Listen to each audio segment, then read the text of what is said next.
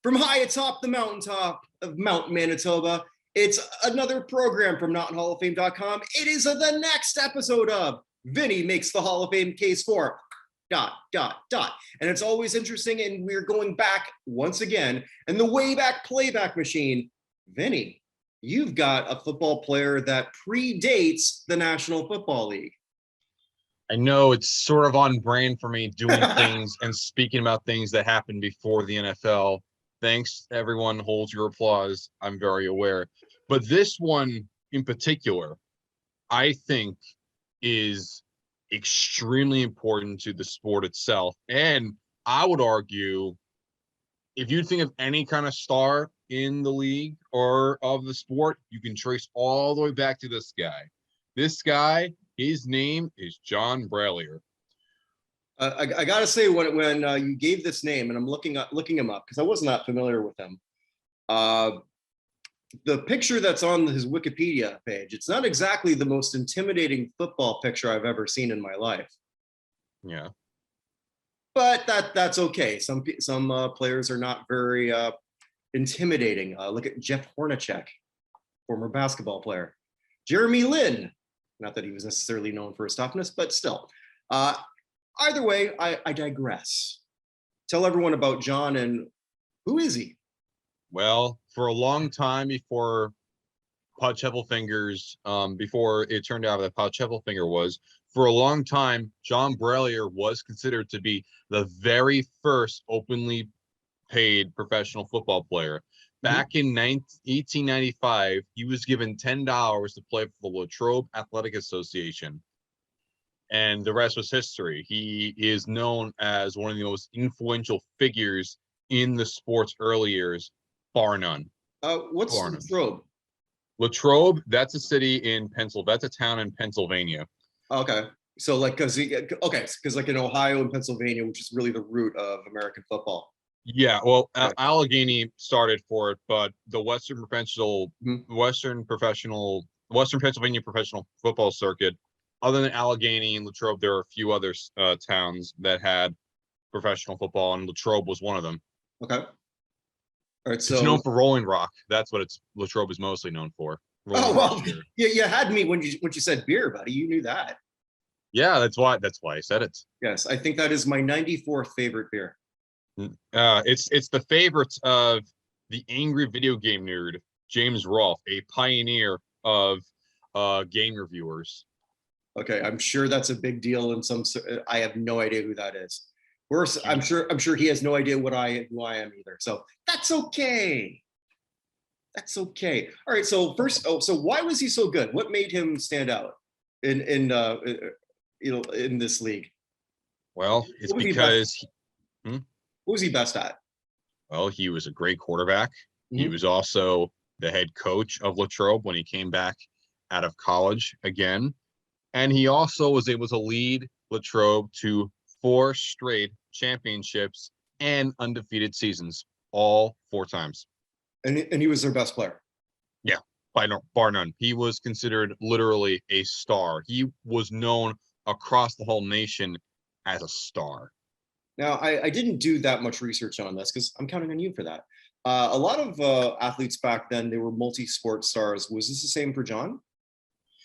From what I know, he was mostly focused on just football. Okay. But I know that it was mostly football with him. But I also know that, going back in terms of working, he used to work in a glass factory back when he was little. Mm-hmm. But he didn't end up playing football until he was 13 years old, when he tried out for his high school team in the West Indiana public school. Mm-hmm. Was he? So he was considered the best of that era. Pudge is someone who you talk about a lot. Pudge Heffelfinger, who was Yes. now we know is, or at least we believe, was the first official professional football player, first person paid. From what you know, was John Brallier a better player? In terms of the pro ranks, especially as he was not only a coach and a player, and because he was a bit more open about it, I would say yes, though that's nothing to discount Pudge. But coming out of college, he was considered bar none the best player. But Brallier was far more integral to even just purely the professional ranks compared to Heffelfinger. Not saying Heffelfinger was not influential, he absolutely was. But Brallier, like to the in the NFL in particular, in the early in terms of the early years, he was considered such an icon. Everyone knew around the sport knew who Brallier was. It's also a weird time because as I'm looking through everything, where you could go from pro to college, like that's just mind blowing today. Really mind blowing, even like 80 years ago, if you think about it. But collegiately, go ahead. He was still playing afterwards, along with Heffelfinger. Both of them are pretty similar in terms of how, even after their pro career ended, they still stuck around and they still coached football and they still were somewhat amateur football for many years after. Not as long as Heffelfinger, but he still had a while. But afterwards, he decided to become a dentist. Which is also another sign of the times. There wasn't any money to do this. You know, as much as you're revered and like you're the most popular guy in the room, it doesn't necessarily translate into any money. No. I have a question that I was going to ask you here. So I didn't prep yet for this. I just thought this would be sort of fun. All right. So the Pro Football Hall of Fame calls Vinny and they say, Vin, we are going to ask you to put forth 5 players or 5 figures of the pre-NFL era to put in the Pro Football Hall of Fame. That's easy. That's easy. Okay. Who are they? Very easy. What? Odie Thompson. Pudge Heffelfinger. John Brallier, like I just said. William Chase Temple. And Charles Follis. That's 5. Wow. Okay. I thought I was going to throw you a little bit of a curveball, and you just hit that 500 feet, buddy. All right. So thanks for this. I think you already know who you're doing next time. I'm not done yet. Are you not done yet? Oh no, there's way more to Brallier's. Sorry, please go on. There's way more. There's way more. I'm so sorry. Continue, please. No worry. There's so much of a reason as to why this man is deserving beyond just being the first. You see, the NFL viewed him so highly that he was allowed to go to any game he wanted for free until the day he died. Really? Bar none. Yeah. And the Hall of Fame was not originally supposed to be in Canton. Where was it supposed to be? Latrobe, where he played. And it was between those two, but Canton ended up doing it because they had some focus from the NFL going back there, and they kind of swayed the choice to go to Canton. And in both cases, neither Ralph Hay nor John Brallier is still inducted. I feel bad that I don't know this. Where is Latrobe in Pennsylvania? Is that like, I'm assuming Western Pennsylvania? It's Western Pennsylvania, like the southwest area of Pennsylvania. Near Pittsburgh. Yeah, it's all these around near the Pittsburgh area somewhat. But even though he's not in the Hall of Fame still, if I recall, I think he is part of the Pittsburgh, the state of Pittsburgh Hall of Fame. But in 1979, I know the Pro Football Research Association, Brallier was one of the very top best pros not in the Hall of Fame. The Pro Football Research Association, you know, Ken Crippen is a part of it. Many other guys are a part of it as well. And it was founded in 1979. Yeah. From Bob Carroll. And one of the very first things they did was make a list of the best people on the Hall of Fame. And even though he's not in their Hall of Very Good yet, all the way back to 1979, he was listed by them. Do we know his coaching record? Yeah, it's 36-3-4. So pretty good. Yeah. There's 4 ties, but again, if that's also a their sign of the ties, times as well. yeah. I mean, that's Ties are a sign of the time. yeah. No, exactly. Well, I'm sure their overtime rules are still better than it is now, even though there weren't any. There was no overtime. There was no overtime. No, I know. That was me attempting humor. It's what Canadians do. Sometimes. Well, to be fair, some people might not have known that in particular. Sometimes they play in the NFL and they don't know the rules. That is true. Like McNabb. I didn't know that James can go into ties. All right, but no, we're not here to bash on him. No, we're not here. We're here to talk and praise John Brallier, an icon of the sport, and someone who, going back 60 years, people associated with the NFL would tell you he deserves to be in the Hall of Fame. And if they are right, going back all the way that far, and they still say it now, I'm pretty sure they're accurate. Now, some of the older, or not older, but I guess like pre-NFL people that you've mentioned in the past, they've had some family members who were trying to push for that. Do we have anything like this that you're aware of with John? I have no idea. I do not know if he had any children. I know he was married to a woman named Bess Moorhead, but I know that in 1941 she died in a car accident. So I'm not sure if he had any children, and I don't know about, because now I don't think people from the NFL really know about John Brallier. There might be some people in Latrobe that could know about him, but I would have to also reach out to people that live in the town itself and really ask them their opinion on the matter. Because so there's really nobody pushing for this that you're aware of. Right. But though to be fair, Latrobe is where the Steelers training camp is. So maybe there's someone with the Steelers that know about him. I mean, potentially. I mean, I would have to maybe they can reach out to former Steeler Le'Veon Bell, because that might be a better thing for him to push than this boxing match that apparently he's got lined up.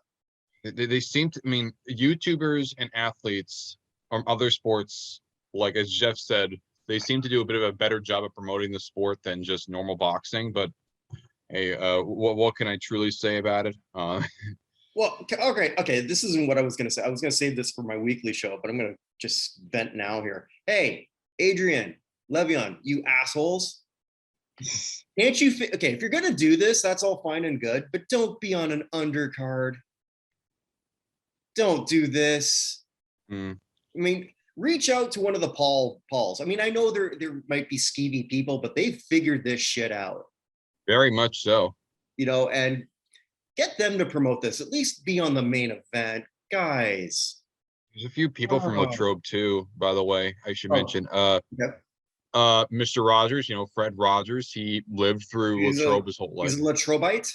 Yes, he is a Latrobeite. Yeah, he may live in Pittsburgh, but that's in the whole Pittsburgh area. Also, Arnold Palmer is also from Latrobe as well. Well, there you go. Yeah, there's a few people from the area. I would say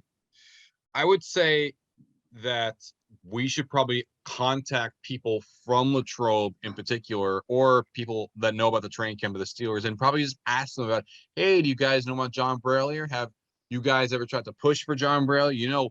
Back like 60 years ago, people wanted him to be part of the Hall of Fame, and I'm pretty sure they would agree. Latrobe. I think the answer, in my opinion, is like a pre-NFL. Yeah, a pre-NFL committee that leads to bronze, but not displays, bronze busts. Wow. Yes, but it displays still something, because I don't remember seeing anything when I was there in Canton. Yeah, that's true. But but at the same time, even back then, they said they wanted the bronze bust for him. And yeah, the display is still something, but I don't know. I feel like, even though I know I know when it comes to like displays, I'm kind of like, wishy-washy on them. I think it's just because I don't know. I think when it just comes to Brallier in particular, I always feel like, well, yeah, the display is something. I know those are always temporary, but a bronze bust is always permanent. And I think because even back then they were suggesting it, I feel like not doing that service, I don't know if it truly be in good favor. Fair enough. Okay. Anything else? No, that's Okay. all I really need to say about All right, Brallier. cool. Because I feel bad. I thought we were done before. So what do we got next time? Just to sort of like wet the beak for those who want to know. Well, I want to do another hockey person, and James Creighton, the father of the sport. All right. That sounds like a good one. All right. So with that, it's promotion time. Hey, Vinny, I wrote a book. Oh, Everyone should buy that. Please. Why not? Hey, hey, I helped make it happen for you. there you go. Yes, you did. But the late great Chavo Guerrero Sr. So you can get that on Amazon. Chavo Guerrero, instant classic. He tells a lot of great stories. Also, it's the weekly Hall of Fame show. Check those out with myself and Evan Nolan, where we talk about the latest Hall of Fame news. So it's always interesting. I think it is. Sometimes I even do it sober. Also, too, if you like Hall of Fame committees, Vinny was part of all the ones that we do. He was part of the last one. We did one prior to the announcement of the Hockey Hall of Fame. So we debated who we thought would get in. Well, it wasn't that hard to predict some of those. But it will be, so you can check that out on our channels. Also, too, for those who are fans of music, hey, we look at weird songs that went #1. So there's a few of those that are coming up in the pipeline. The last one that should be coming up on the channel is Chariots of Fire. You